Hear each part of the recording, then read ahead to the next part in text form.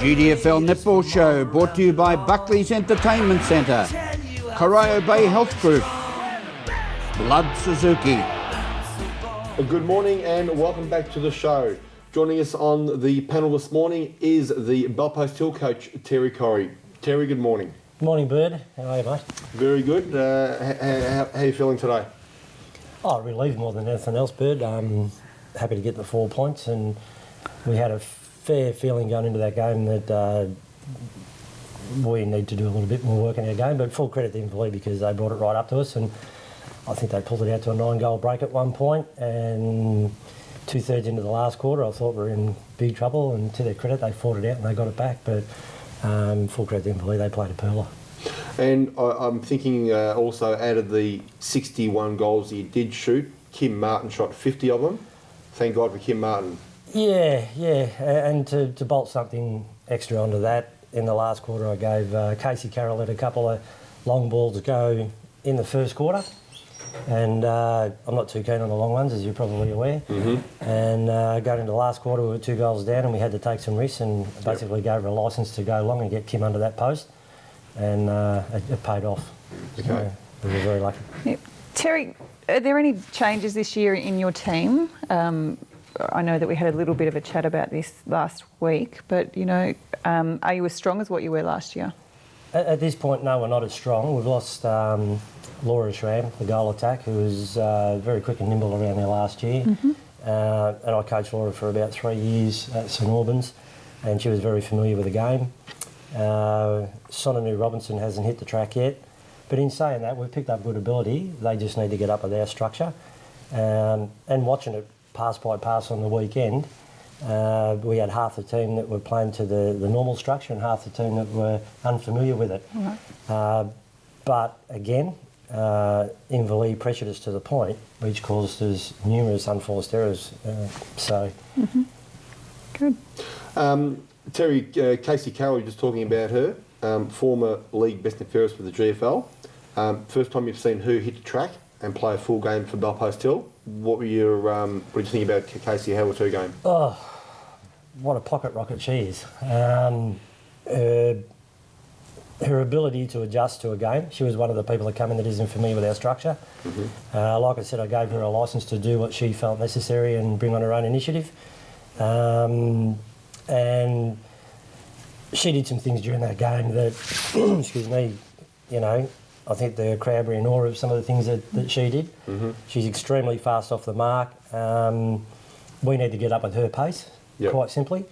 And she was a big contributor in us getting across the line. And she played wing attack for the whole game?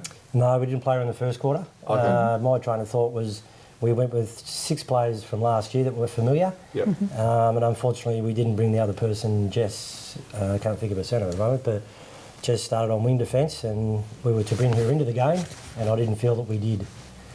And that prompted some of the changes, and then we lost Brooke Walters, I think it was late in the first quarter, at the start of the second, with an ankle, and so put a big hole in the defensive end. Oh, look, defensively, to let 60 goals go through, we know that in comparison to last year, we're not where we want to be.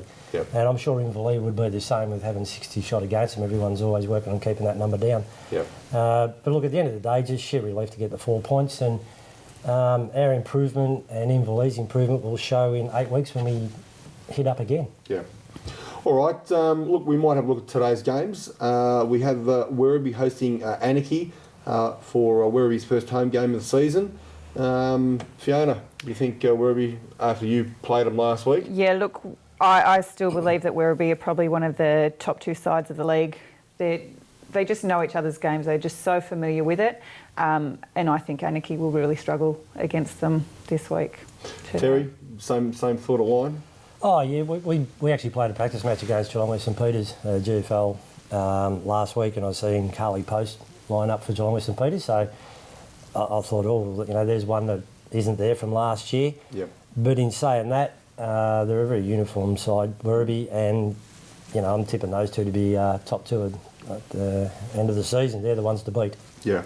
All right, Thompson v Bannockburn, and we played against Thompson last week, and they were pretty good. Got a new coach out there. Look, Courtney McLeod was playing in goals last week. She did a pretty good job. And I think it'll be really interesting to see who might take the points out. Look, I think there's going to be some really, really close games this week, and I think it's just going to separate a few of the teams to know where we're standing, sort of with those mid to bottom range teams.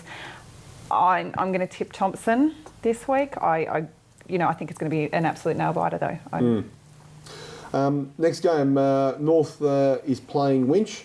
North had a really good win last week also, with Tori Miller going back to the club after a couple of years down at Inverleigh.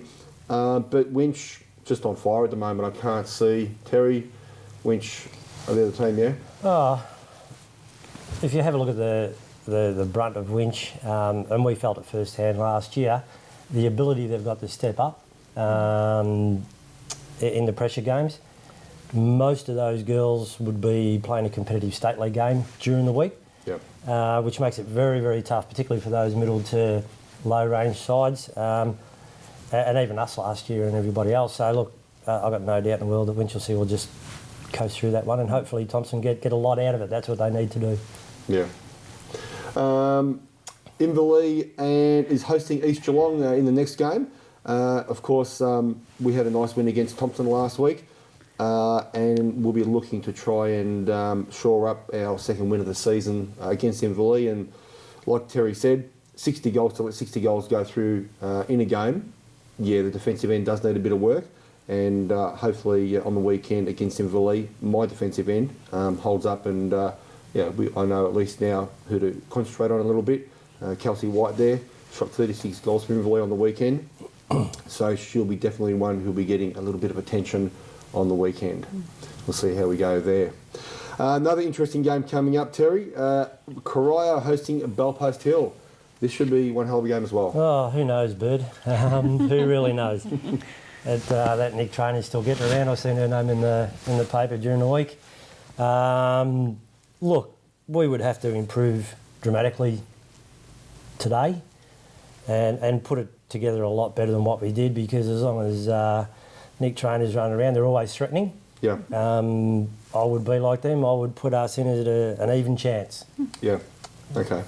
Look, last game, Belmont hosting Geelong West. Fee? Look, I think this is actually going to be a challenge for us. Last weekend was our first game as a team really to have a go together. So I think this weekend I'm confident we can do it. We've just got to play the whole 4 quarters, and we have struggled with that in the past, but I think we can do it. All right. Yeah.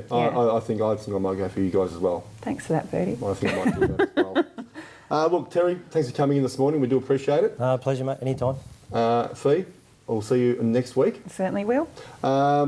Don't forget that Uncle Dick will be on with the boys for the football show straight after this. Have a good day at netball, and we'll see everyone next week. GDFL Netball Show brought to you by Buckley's Entertainment Centre, Corio Bay Health Group, Blood Suzuki,